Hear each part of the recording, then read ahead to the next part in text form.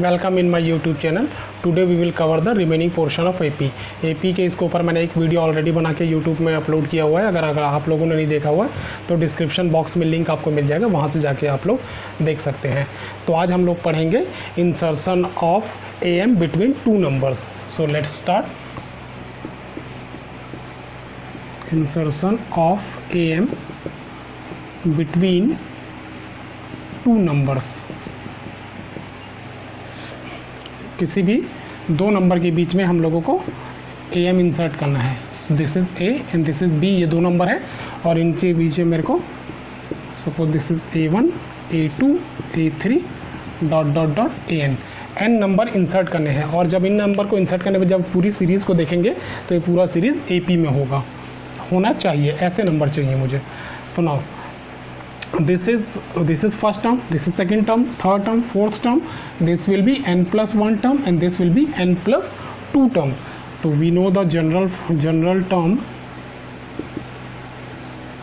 this is an, this is a plus n minus 1 d. तो अगर मैं लिखूँ a n plus 2, this will be a n की जगह आएगा n plus 2 minus 1 and this is d. Now put the value of a n plus 2, वो कौन सा है, वो b टर्म है। this is b, this is a and this will be n plus 1, this is d. तो this will be b minus a is equal to n plus 1 d और d क्या हो जाएगा, b minus a upon n plus 1. this is the value of d. तो इस तरह से हम लोग a1 की वैल्यू निकालेंगे। a1 क्या हो जाएगा, a प्लस डी। a में फर्स्ट टर्म में d ऐड करूँगा तो a1 आ जाता है। हाँ, a2 क्या हो जाएगा, a plus 2d।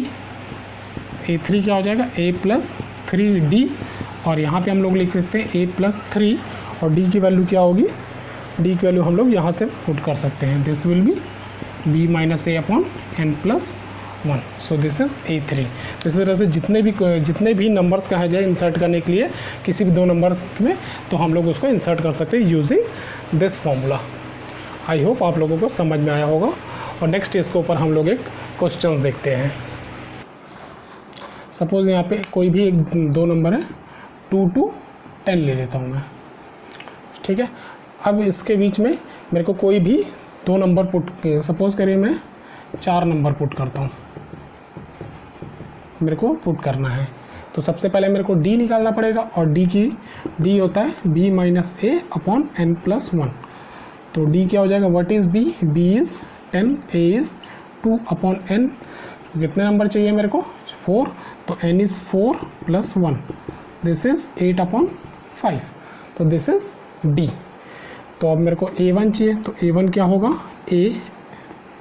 a plus d, a is here 2 plus 8 upon 5 and this will be, this is 18 upon 5. a2 कैसे आएगा, a plus 2d, या फिर सिंपल a plus d में एक और d ऐड कर दो तो इसका वैल्यू क्या हो जाएगा, a is 2 plus 2 and d is 8 upon 5. So this is 10 plus 16 upon 5 and this will be equal to 26 upon 5. This is a3 कितना होगा, a plus 3d. तो a कितना है, 2 plus 3 into 8 upon 5. This will be 10 plus 24 upon 5. This will be 34 upon 5. a4 कैसे निकालेंगे, a4 will be a plus 4d. तो a is 2, 4 into 8 upon 5. तो this will be 10 plus 32 divided by 5 and answer will be 42 upon 5. मेरे को 4 ही number निकालने हैं, A1 A2 A3 A4. अगर A5 निकालना होगा तब देखते हैं हम लोग क्या आता है। A5 क्या आएगा, this is a plus 5d. it will be a is 2 plus 5 and d is 8 upon 5. This is 10 plus this will be 40 upon 5. कितना हो गया, 50 upon 5 and this will be 10. और हम लोग देख सकते हैं ये 10 है। तो इसका मतलब ये सारे सीरीज़ जितने भी नंबर आए हैं ये सब AP में हैं। अगर आप लोग चेक करना चाहें तो चेक भी कर सकते हैं। This is 2, this is 18/5 and this is 26/5 and this is 34/5 and this is 42/5 and this is 10। ये एक सीरीज़ आ गया, ये पूरा एक सीरीज़ है जो AP में है। इसको हम लोग चेक करते हैं, कॉमन डिफरेंस हम लोग चेक करते हैं इसका कॉमन डिफरेंस क्या आता है, सेम आता है या नहीं आता।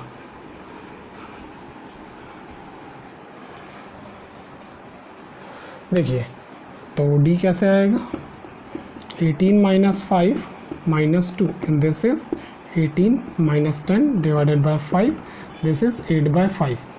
अब हम लोग A2 और A1 में देखते हैं, 26/5 - 18/5, दिस इज 26/-18/5, दिस इज 8/5। तो हम लोग बोल सकते हैं सारे नंबर AP में हैं।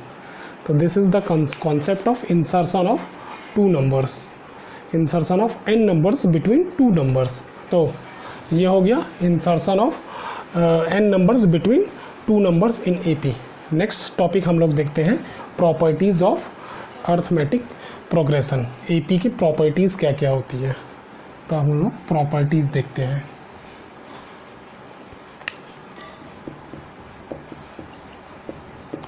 Properties of AP।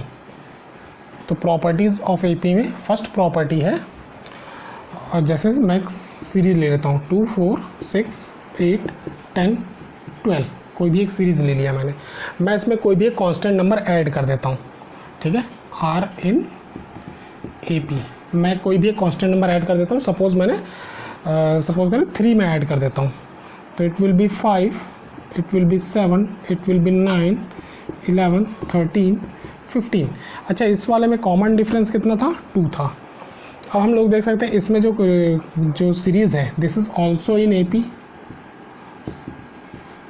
और कॉमन डिफरेंस क्या है, कॉमन डिफरेंस भी 2 ही है।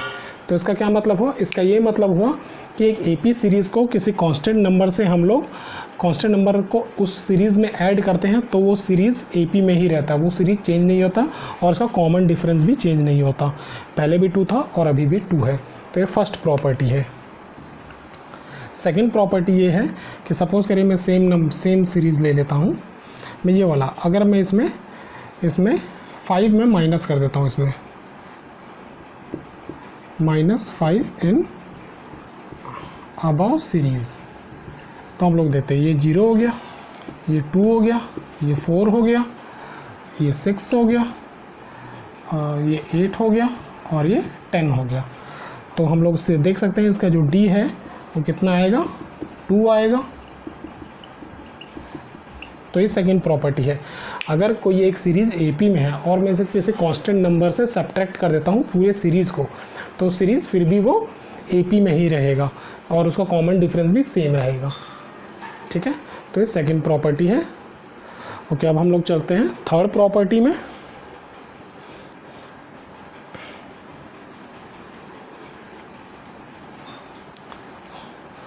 तो ये थर्ड प्रॉपर्टी में हम लोग एग्जांपल लेके मैं इसलिए समझा रहा हूँ कि आप लोगों को जल्दी समझ में आ जाए। थर्ड प्रॉपर्टी में देख सकते हैं किसी कांस्टेंट नंबर से मैं ये D1 है, इसका 2 है। अब मैं किसी कांस्टेंट नंबर से डिवाइड कर देता हूँ। सपोज़ करिए मैं डिवाइड कर देता हूँ, डिवाइड बाय 2 से, तो हो जाएगा 1, ये हो जाएगा 2, ये हो जाएगा 3, ये 5 और ये 6।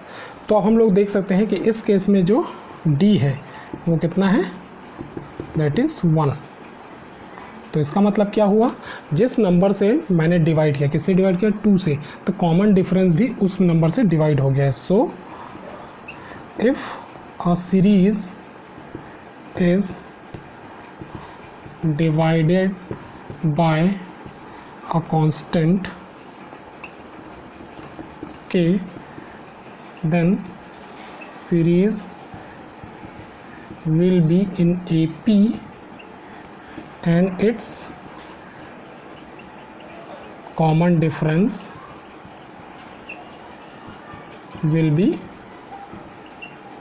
D by K। तो के क्या है, के वो नंबर है जिस नंबर से मैंने डिवाइड किया है, तो उसका कॉमन डिफरेंस भी सेम नंबर से डिवाइड हो जाता है। तो यहाँ पे 2 था, 2 डिवाइडेड बाय 1। अब हम लोग देखते हैं मल्टीप्लिकेशन के केस में क्या होता है। अब यहाँ पे मैंने मल्टीप्लिकेशन के केस में सेम, यहाँ मैं अब मल्टीप्लाई कर लेता हूँ, मल्टीप्लाई बाय 2, तब ये सीरीज़ क्या हो जाएगा, अब ये सीरीज़ हो जाएगा 4, 8, 12, 16, 20 और ये 24। मैंने 2 से डिवाइड किया। अब इसमें जो कॉमन डिफरेंस है, कॉमन डिफरेंस कितना हो जाएगा, जो कि हो गया 4, लेकिन सीरीज़ AP में है, ठीक है। तो क्या मतलब हुआ इसका, अब इसका जो कॉमन डिफरेंस था वो मल्टीप्लाई हो गया उसी कांस्टेंट नंबर से। तो इन चारों प्रॉपर्टी से ये पता लगा, अगर कोई सीरीज़ AP में है तो उस सीरीज़ में मैं किसी कांस्टेंट नंबर से ऐड करूँ, सब्ट्रैक्ट करूँ, मल्टीप्लाई करूँ या डिवाइड करूँ तो भी वो सीरीज़ AP में ही रहेगा। तो ये चारों प्रॉपर्टीज़ AP की है। ओके, अब हम लोग चलते हैं नेक्स्ट प्रॉपर्टी में, जो कि है फिफ्थ प्रॉपर्टी होगा। ये फोर्थ प्रॉपर्टी था मल्टीप्लाई वाला, फोर्थ प्रॉपर्टी। नेक्स्ट चलते हैं हम लोग फिफ्थ प्रॉपर्टीज़ में। फिफ्थ प्रॉपर्टीज़ में चलते हैं।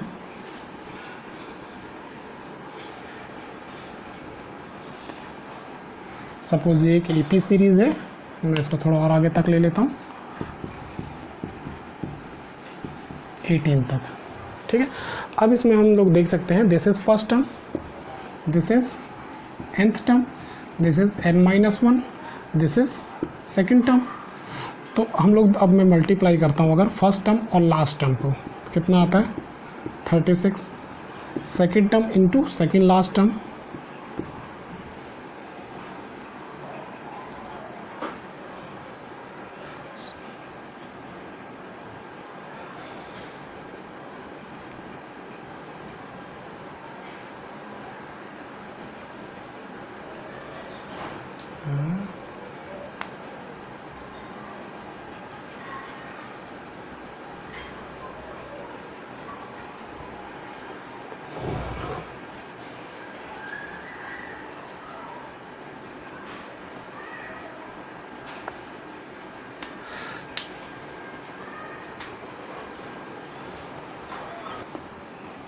जैसे सीरीज़ में थोड़ा 18 तक ले लिया। अब जैसे ये फर्स्ट टर्म, ये सेकंड टर्म, ये लास्ट टर्म, ये लास्ट टर्म से एक पहले वाला term.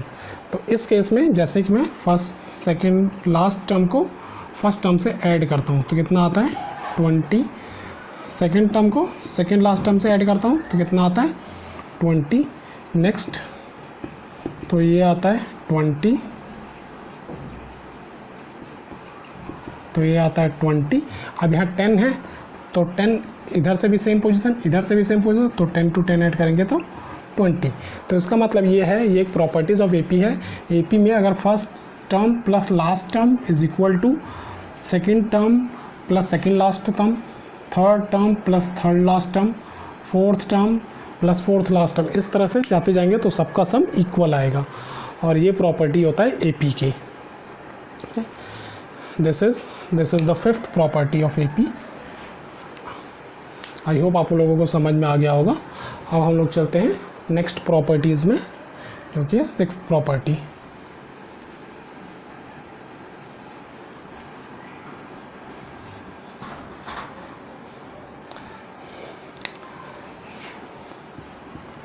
If A, B, C are in AP, ये AP में गिवन है तो इसका मतलब क्या है, B minus A is equal to C minus B होगा, क्योंकि A माइनस B और C minus B common difference होता है। इसको सॉल्व करेंगे, it will be 2B A plus C, this is B, this is A plus C divided by 2, और इसी को बोला जाता है AM। This is arithmetic mean sum of two number divided by 2, या फिर सिंपल ये एवरेज है दो नंबर का, इसको बोलते हैं AM अर्थमेटिक मीन, और इसको हम लोग कैपिटल A से रिप्रेजेंट करते हैं, ठीक है। तो this is the property of, ये मोस्ट इंपॉर्टेंट प्रॉपर्टी है, बहुत ज़्यादा यूज़ होता है ये। This is sixth property. इन्हों पहुँच कर तो कौन से प्रॉपर्टी बच गए। ओके, नेक्स्ट प्रॉपर्टी हम लोग देखते हैं सेवन्थ प्रॉपर्टी क्या होगा,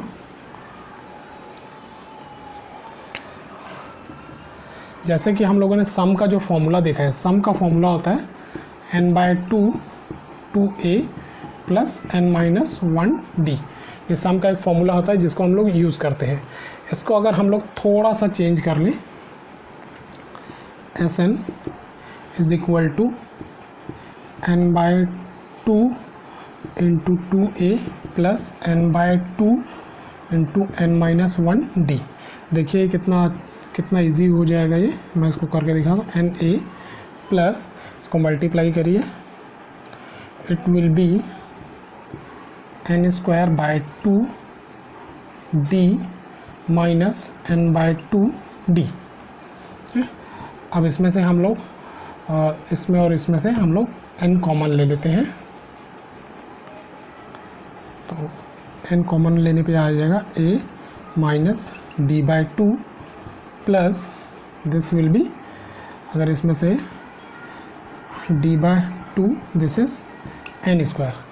अगर मैं इसको ऐसे लिखूँ an² plus b, this is also a formula of sum. Sum निकालने के लिए हम लोग इस फॉर्मूले को भी यूज़ करते हैं। यहाँ पे a क्या होगा, a विल बी, कंपेयर करेंगे तो d/2, n² का कोफिशिएंट क्या है d/2, तो a इज़ d/2 और b क्या होगा, b is a minus d/2। तो इसको भी हम लोग यूज़ करते हैं किसी भी क्वेश्चन का सम करने के लिए, जो कि बहुत जल्दी यहाँ से सम हो जाता है। ठीक है, this is the property of seventh. अच्छा, अब 7 प्रॉपर्टी मैंने बता दिया है प्रॉपर्टीज़ ऑफ एपी के। अच्छा, मैं लेक्चर के स्टार्टिंग में मैंने कुछ चीज़ बताना भूल गया था, क्योंकि जब हम लोग जनरल टर्म निकालते हैं तो बिगनिंग से बोल, लेकिन लास्ट वाला भी एक क्वेश्चन होता है, उसके बारे में मैंने नहीं बताया, तो उसके बारे में मैं अभी बताता हूँ मैं आपको।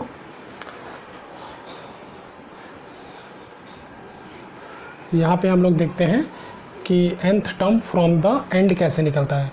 Late a is the first term, d is the common difference,